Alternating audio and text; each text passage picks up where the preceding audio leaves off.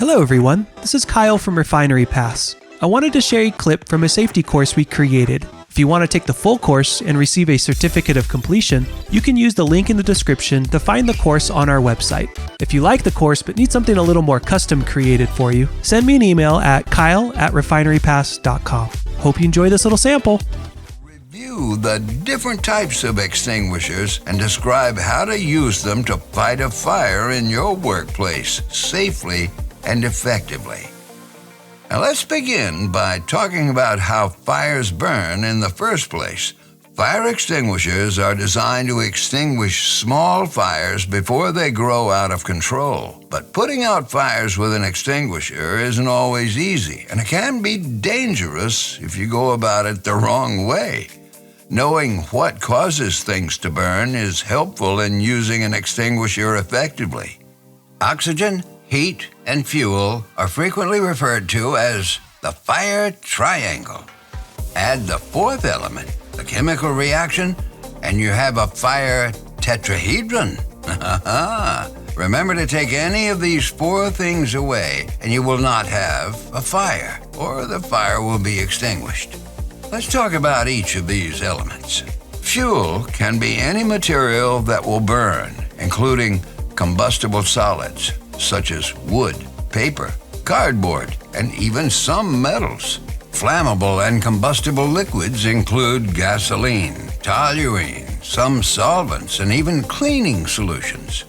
In addition to that are ignitable gases, such as propane and natural gas. Next up, oxygen. A fire must be in an environment where there's oxygen that it can breathe. The more oxygen a fire has, the better it'll burn. This is why fanning the flames makes a fire flare up.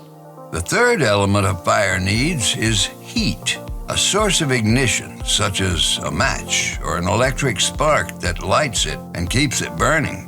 And knowing these three ingredients is important because the best way to put a fire out is to deprive it of oxygen or heat. That's what fire extinguishers are designed to do, and there are fire extinguishers designed for unique fuel types.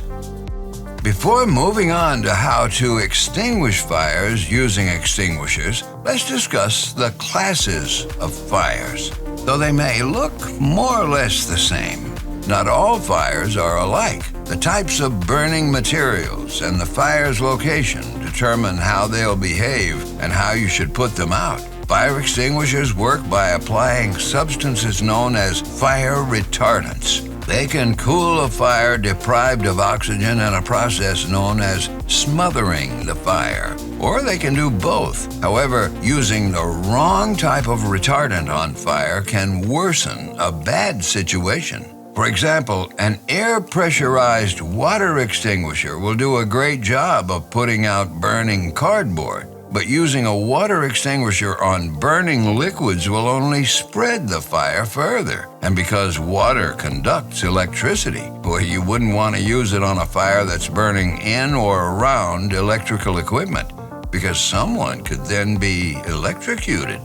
Fires have been divided into classes to make it easier to distinguish between different types of fires and determine what type of extinguisher should be used on them. Class A fires involve everyday solid combustibles like paper, cardboard, and wood. Extinguishers that discharge